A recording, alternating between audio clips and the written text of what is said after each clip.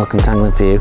Today you join me at Cudmore Fisheries and we're on Arena, the home of Fish Show, and it's back to Fish Show this year. Just putting some beautiful action in this new Daiwa rod that we've got, and hopefully we're just going to show you a few different methods today. Started off on a banjo style feeder, over to the other side, micro pellets, and this is triple dead red. Now at the moment I've had mine on triple dead red, and Nick's having his on banded wafter, yellow wafter. So he is having quite a few bream, is Nick actually. He has had some carp.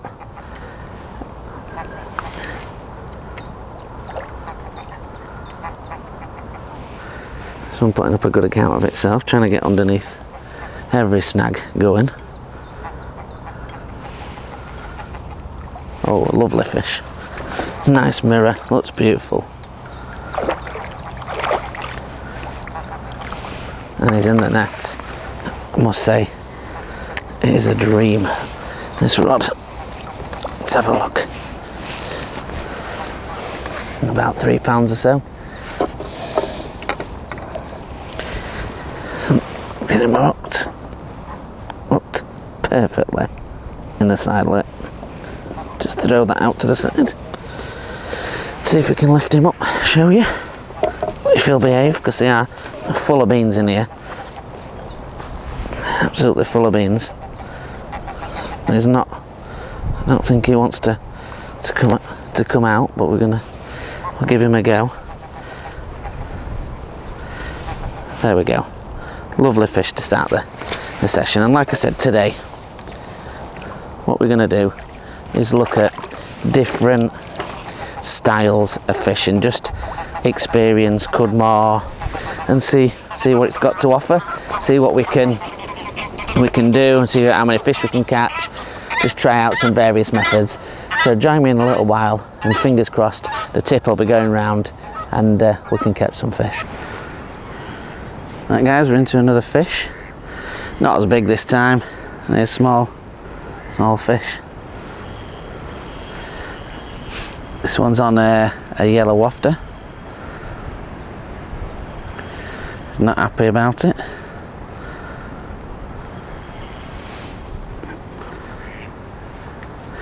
And don't bother winding when they're taking a line like that. No point in winding whatsoever.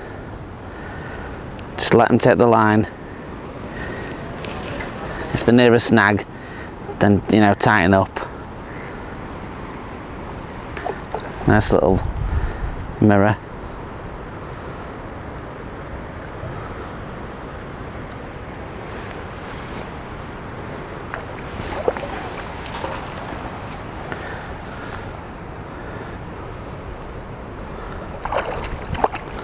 Nice size actually.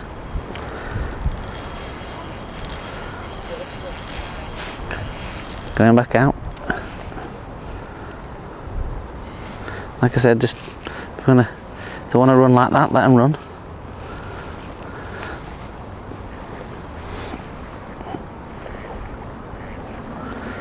Good old fish.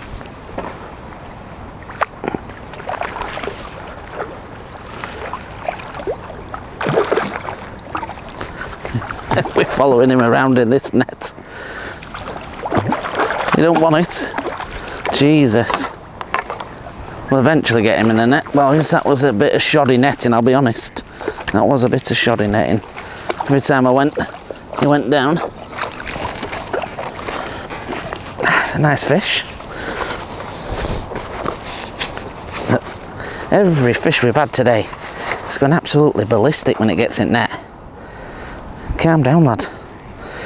Can't unhook you if you're running around like that, can we?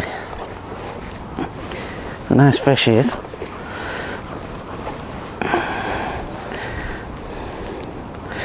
He's took that wafter just on the inside of the mouth.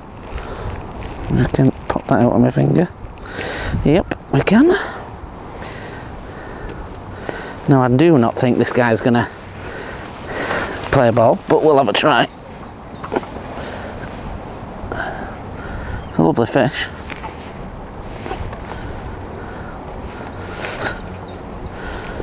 It's a lovely fish. Actually a lot bigger than I originally thought it would be. What a beauty. Let's get him back. It's actually only got one eye. There's that fish, which is a bit crazy. It's probably why he's so peed off. Let's get him back in. What we're going to do, guys, I think, is we won't make another couple of casts, but I have seen some movement down the left edge, and we will have a little look down there. I will show you the rig first in detail before we cast out. So we'll join me for a little bit close-up angle. We'll have a look at that. Right, guys, what we're using today, we are using the Daiwa Air AGS rod, 10 foot, paired with a TDR reel, which is my new purchase now. Yes, it is a stupid amount of money. This combo's just over 600 quid, which is nuts. It really is. No, I ain't got £1 million, and no, I ain't sold my kidney or anything like that. You know, if I get my quota in a year, I get a bonus, and this is where it's gone. Oh well, some of it. And you know, I never get anything like this, and I thought I want to see what the big deal is about them. And Sam rang me up just to have a look at them actually, and we already filmed that, and I just thought, you know what, it's a one-off. Every other rod I've got 200 to sub 200. I just thought, you know what, let's see what the razzle dazzle is all about. So yeah, there we are. Absolutely stunning. Just an amazing bit of kit. And we've got that with my not Daiwa Hypersenza, Maxima £6, which is one of my favourite lines. I've gone back to it. I used to use Daiwa Hypersenza, which is a lovely line also, but I really do like the Maxima. And we've got an old school banjo, and it's a slightly bigger banjo. It's about 30 yard ish chuck. You know, it's a 30 metre ish chuck. It is a decent sort of throw across the arena, and I've gone with this old state. It's not the new Jura banjos where the edges have got the wings. It's just normal style banjo, and to be honest, it's a light one. It's only a 30 gram, but loaded 40 gram is sort of where this rod's capacity is at.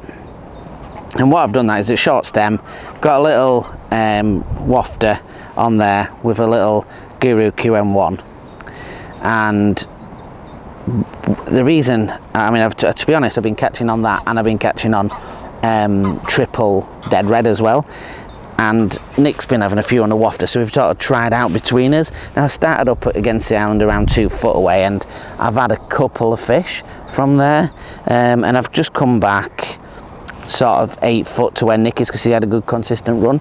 And to be honest, I had a fish within 5 minutes. I actually let Nick play and land that one. It was about £8 mirror off camera. Just actually, we were seeing Ken Toft came through to see us, who was one of our members, who was very active on the groups, and it was lovely to meet him in person. And he's come through when he were playing it. So we've got that one off camera, and then I've just done another cast at a bream, and then another casting straight into to that mirror. So as you can see, nicely packed. There's not a lot of bait on there, and that's key for this time of year. I don't want a lot of bait, but with a grid on the back, the water pushes it out pretty sharpish. The Uplink's quite a light one at 0.15, and it's only short, about 3 inch, just to keep it all nice and bundled up. Like I say, we're fishing it around 8 foot off the bank, which is about bang on the bottom of the slope. So I'm just going to cast this in, and then we'll see if we can have another fish, and then hopefully they'll be sat down that edge waiting for us to have a few. Oh, straight away, guys, straight away. So obviously a couple of fish sat there now. Beautiful action, Jesus. I'm going to answer a question, actually. I'm going to answer a question. Is it worth that much more money than say, my end zone, which is probably about 170 quid now? Probably not, you know. Probably not, but all I can tell you is it's super smooth, the action's amazing, it's super light, and paired up with this TDR reel, which is silk. You know, I would say get a 200 quid rod and spend the money on the TDR if it was me. And that one came in relatively quick, to be honest. Just give that a click off. I personally like the double handles. I've got the Ninja, which is a great rod, a great reel. I can do great rods as well, actually a decent sized fish, but just not as awake as the other ones. It's trying to get out of this net though while we unlock it. Drop that down. I'm not going to hold this one up because this one's hardly fought, so he's going to go like a freight train and try and jump out my hands, and I don't want to fish care on that, dropping him on his head a rope like that. Yeah, I mean, right, I don't know what we've done here, boys, but yeah, I mean, it's a lot of money, and I'm messing it up with a little bit of tangle action. All fun and games. Get off. It's yeah, it's a lot of money, and I wouldn't have said no.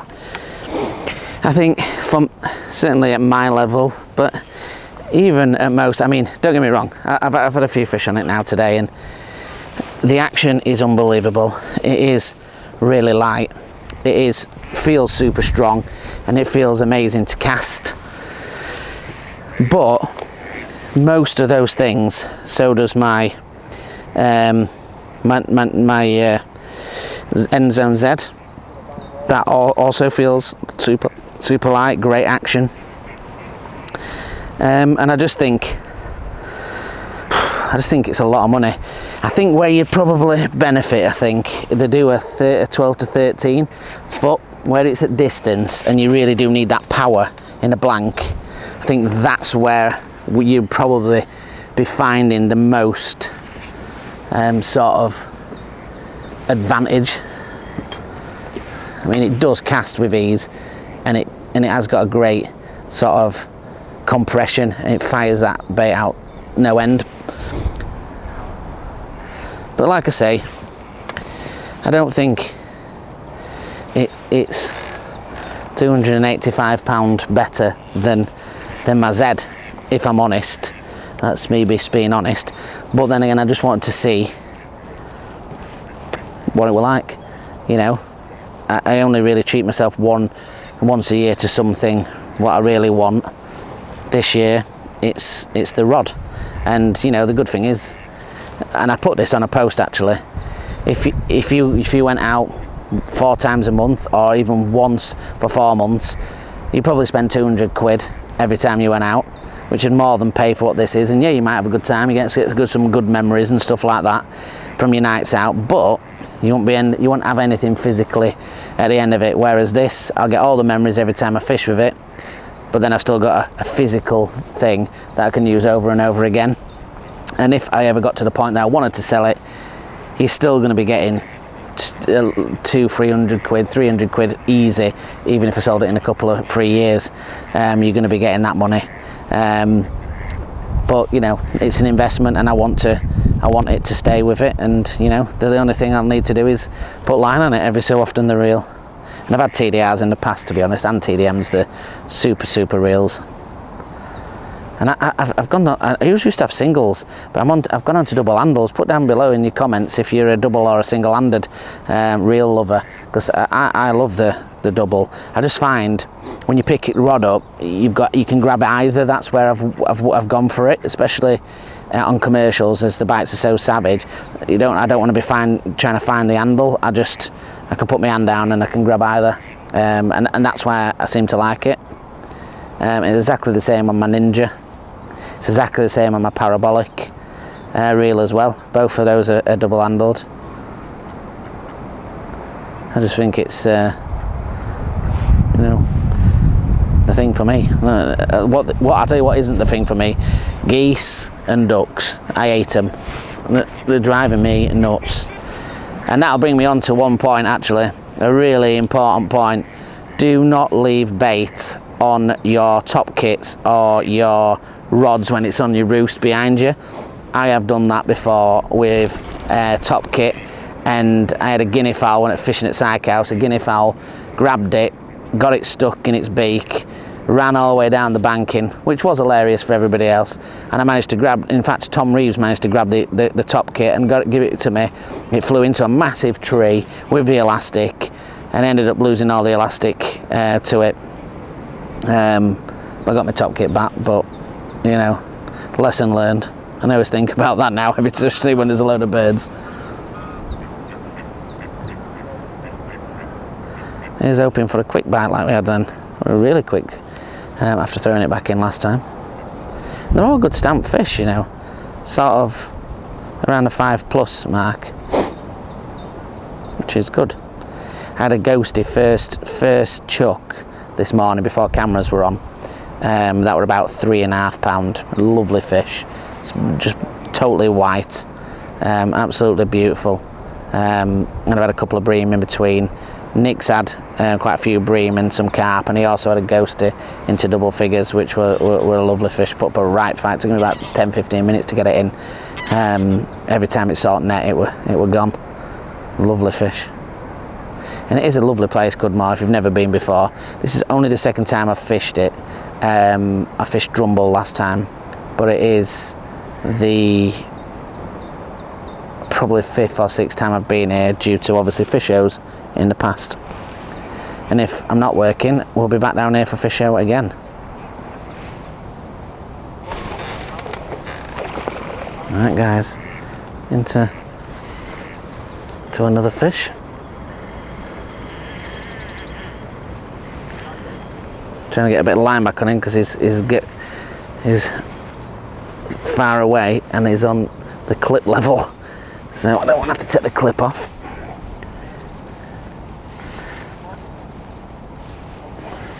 But he's topping straight away, just like the other one did.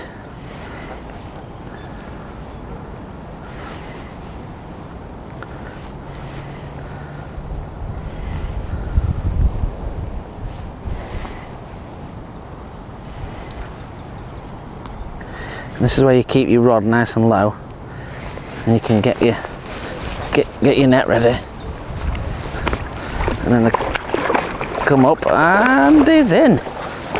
And that's definitely how you do it, because that's my hook come out as well in the net. So we'll hold him up for you and you can have a little look. I'm not going to lift him out of net, but there we go, another sort of 5 pound or so, 4 to 5. What we're going to do now, guys, is going to get down that edge and see if we can have some big lumps.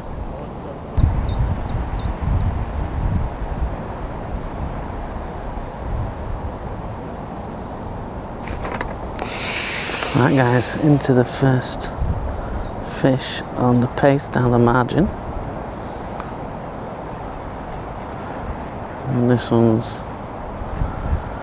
out into open water now, which is good. Trying to steer him into the middle. Have you noticed we've just kept the pole nice and low and sunk under the water? Just use that water to put all the pressure on the fish. It's a bit like when you're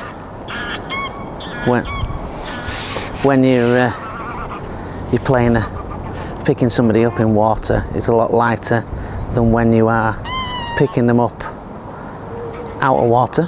That's what dipping it underneath the water does. And I'm not going to be taking any sections off just yet, because it is pretty angry, this fish, and there's some big fish in here. So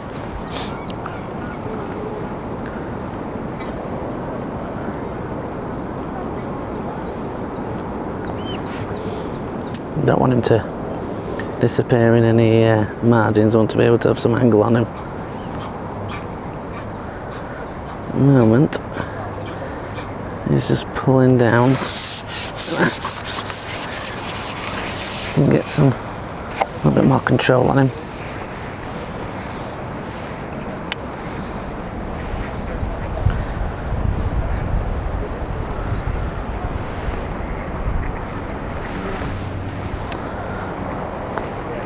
Sometimes if you just lower your top kit, you'll come right up to your peg.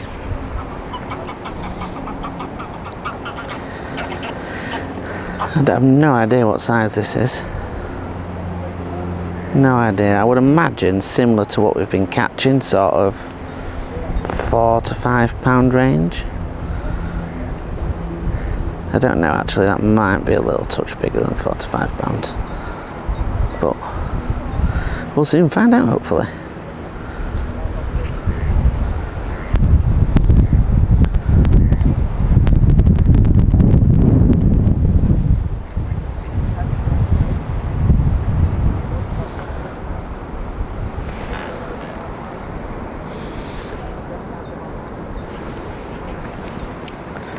Such an horrible feeling as well when it pings off the fins.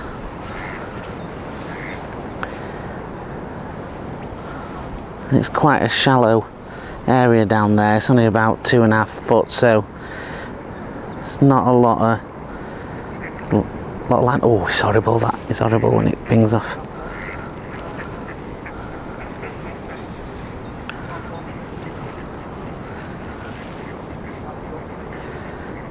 (16 to 18) elastic. I'll have to give him a little bit there.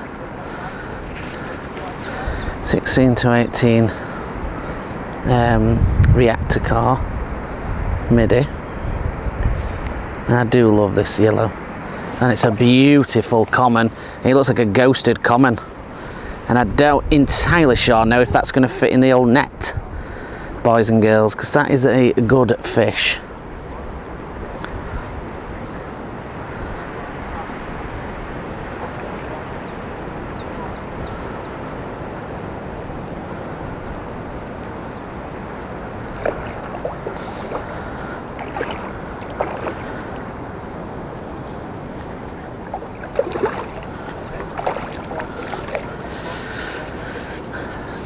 It might be, guys, earlier on I saw a ghostie in front of my peg, and it might be that this is that ghostie.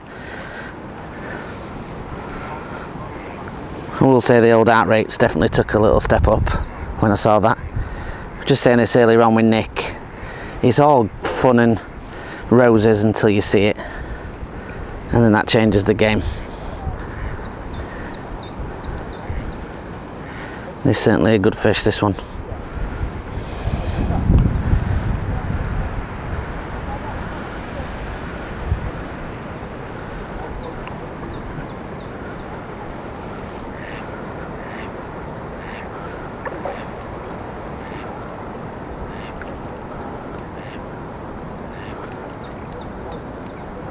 Having to give him a little bit there, guys, because he's don't want to do it.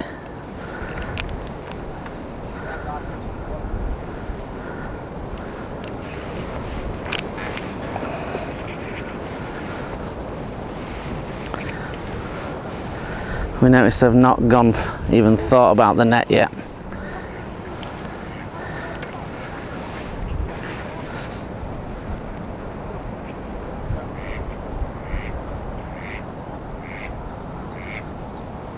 It's way down there. Way down there.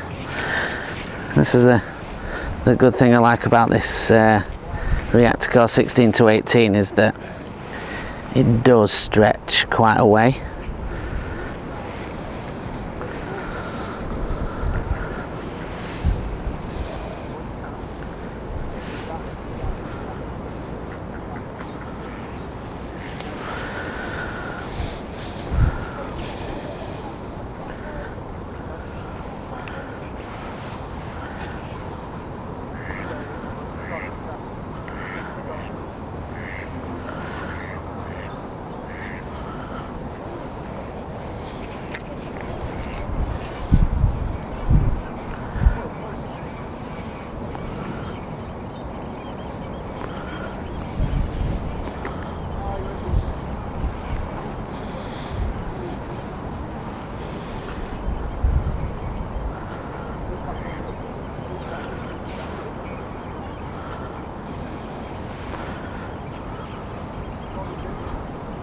It's a big fish, is this, boys?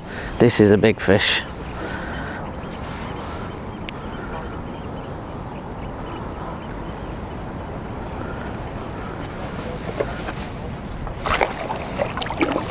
and it's in. Now that is some supreme netting and an absolute whale of a fish. And that's why you keep the pressure on when you're fishing down the edge. What we're going to do, guys, I cannot lift this thing up in front of the camera. I'm going to get the camera set up, get it in a safe place and get a nice photo with it.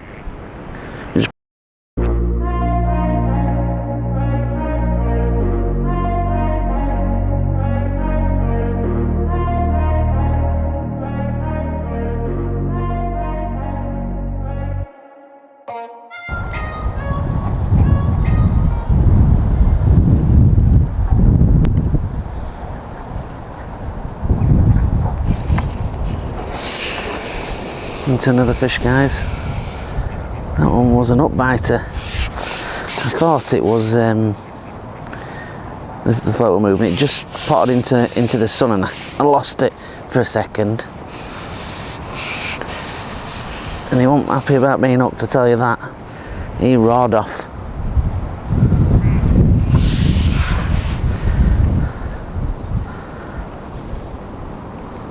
And this is kited over towards Nick's peg.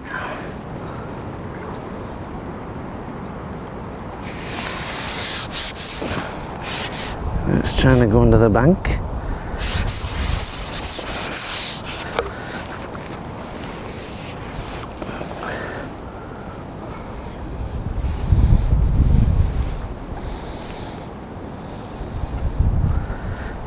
It's just a heavy plodder, is this?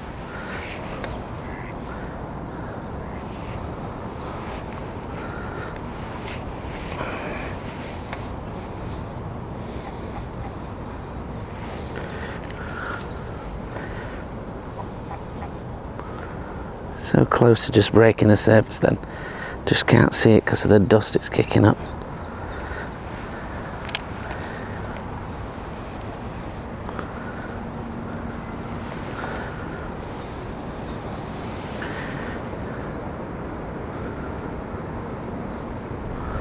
I don't think it's quite as big as the last one, but it's still a nice fish. It's like a mirror, this one.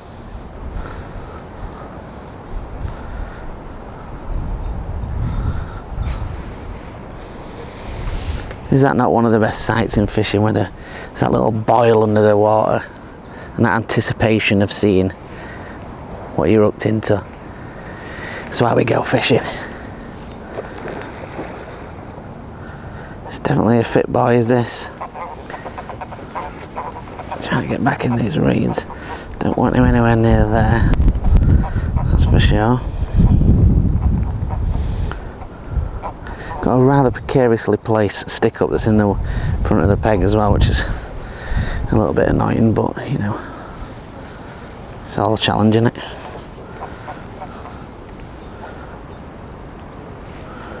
He's nearly up. You were nearly up then.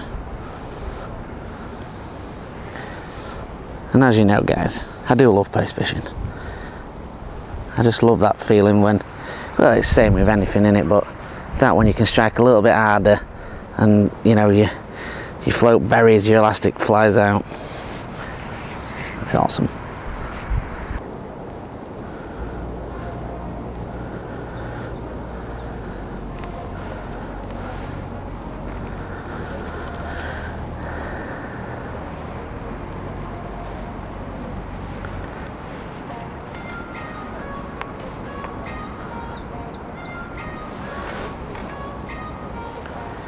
I'm just looking over at Nick ominously because I haven't actually seen this yet, and it's been like 5 minutes. Which is, it assures me that the don't go that big in here, but we've already put that one to bed, haven't we? Saying that, he put it to bed earlier on with a sort of double figure ghosty, and then I've obviously had that double figure ghosty. God knows what this is. Hopefully not foul hooked and made me feel like that it was something bigger than what it is. It don't feel foul hooked, but you never know. Shallow water, you never know.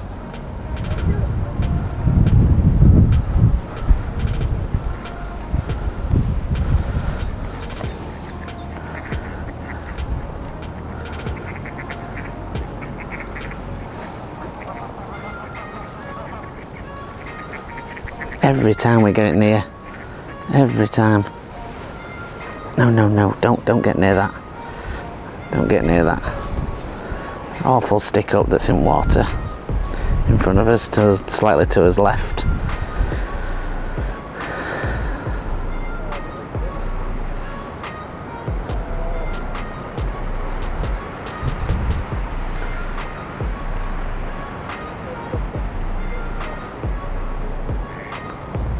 It's just hugging the bottom. Absolutely hugging at the bottom.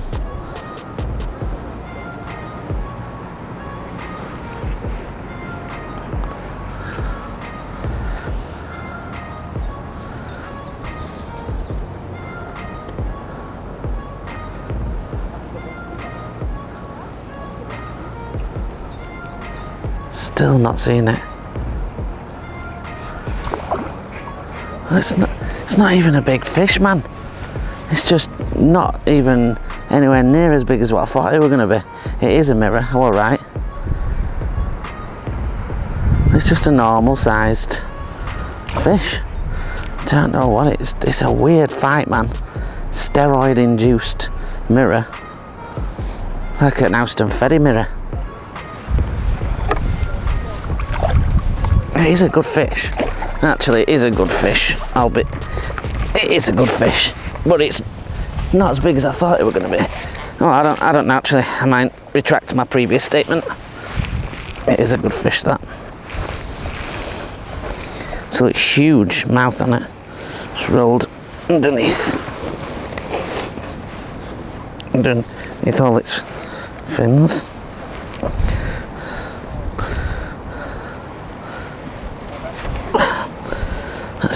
See if he's going to play nice. Oh no. It's not looking like he's going to do, is it? They just don't want to. They don't like photos here, I tell you. They don't like photos. It's a lovely fish. Little fat mirror.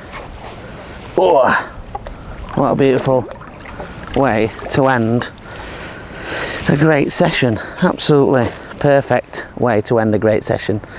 And yeah, just a big thanks to Cudmore for letting us film. A big thanks to Nick for arranging the day, and good luck to everybody who was obviously fishing Saturday, because you know it's not on this pond, but you know it's such a great venue, and you know just yeah, brilliant. Really enjoyed it today, and definitely looking forward to coming back in the summer when it's even more crazier. So if you'd like to follow us on Facebook at Angling For You, there's lots of members on there. You can share your posts, ask questions, all sorts of stuff like that. Book onto Members Day matches. If you want to join us on the Instagram at angling_for_you, again, you can just see what we're doing, look at the photos and everything that's going on there.